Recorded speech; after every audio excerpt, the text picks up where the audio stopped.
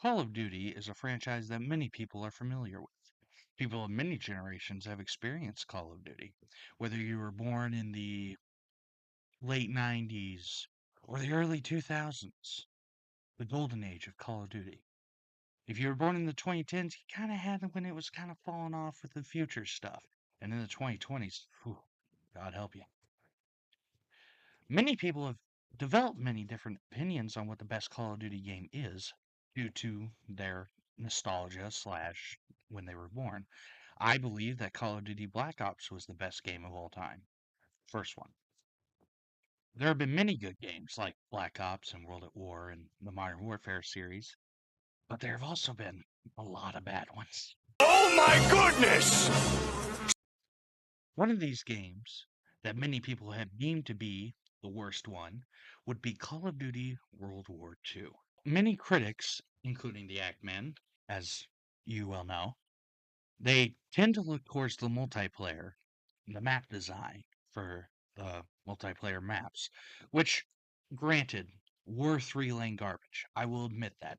However, it gave you the feeling of tight, gritty warfare in a very small setting.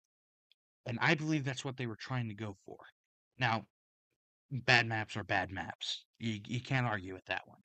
However, I do not believe that the game should be solely judged on that, nor do I believe that the game's poor monetization should be what fully condemns this game to the being the worst in the franchise, especially with today's monetization. It's wow.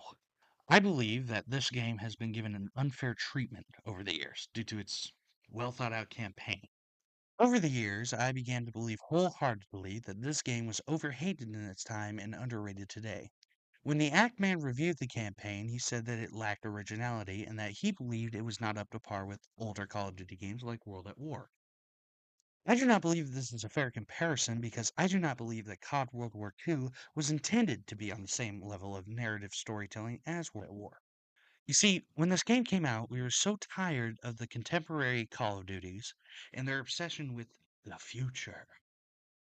I believe that Call of Duty World War II's overall goal at the time was to give people a more grounded and gritty setting of World War II because they were capitalizing on the creative drought that the future games had made in turn, and I believe that made a better campaign for it. COD World War II cemented my love for the campaign with one scene. Spoilers for those who haven't played the game, which, why would you press on the video, but whatever.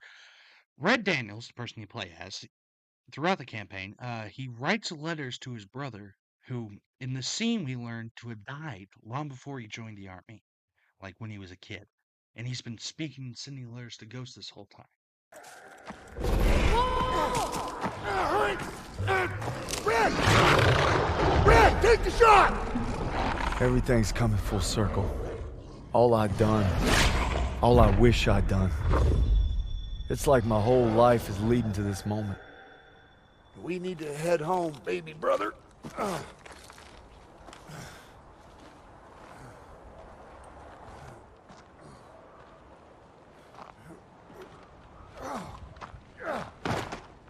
Paul!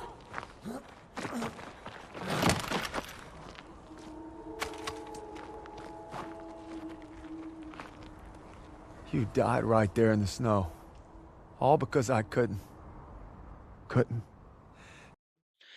This kind of twist made me infatuated with the rest of the campaign, that along with its music on how it got you to feel a certain way, hell, from the main menu, all the way through to the campaign. Now, while yes, the pistol grips were horrible, and the monetization and the loot boxes, which have since been deemed illegal in many countries, it was a scummy move on Activision's part. However, I don't believe that that's what should be only judged on World War II. I believe that with more recent Call of Duties, this game should become less of a bad Call of Duty game and more of a mediocre one. And at this point in the franchise's life cycle, a mediocre game might as well be a masterpiece.